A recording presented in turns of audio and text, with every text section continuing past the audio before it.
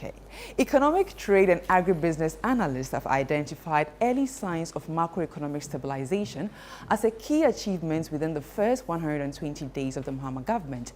They cite the removal of some taxes, consistent easing of inflation, and a stronger cedi as bold steps that have boosted business confidence and improved the investment climate. For them, these indicators only point to a deliberate fiscal and monetary strategy to restore stability after the prolonged economic turbulence. Here's Daniel Odromensa's report. In a panel discussion on ChannelOne TV, which assessed the 120-day social contract of the John Dramani Mahama administration, Associate Professor with the University of Ghana Business School, Ejapon Chechedakun, stressed the government's efforts in streamlining revenue sources and controlling expenditure alongside improvements in inflation and foreign exchange rates as encouraging signs for the economy. However, she cautioned against complacency, citing concerns over the recent decline in Treasury bill rates. To send some signal that he's trying to carry out fiscal reforms, and that would bring confidence into the economy and affect many more macroeconomic variables in the economy.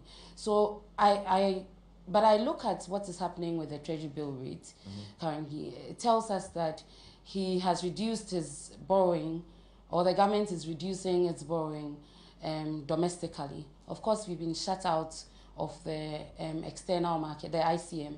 We've been shut out of it.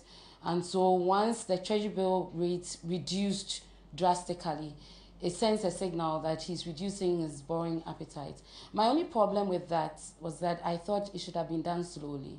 Managing partner at Confidant, Michael Cotto, noted that the government's commitment to its policies has significantly enhanced business confidence. So if you look at the state of the macroeconomy in the last 120 days, you can ask business people whether the macroeconomic trajectory has restored some level of business confidence, because you need to start from there. Agricultural research scientist Professor Ruja Canton urged the government to broaden its investment in crops beyond cocoa, which he said traditionally receives the most attention. He also stressed the need to develop an effective agricultural mechanization system. You ask Ghanaians to prioritize agriculture. We've been doing it year in, year out. Cocoa doesn't even get to the place of number 15. But yet cocoa is given so special.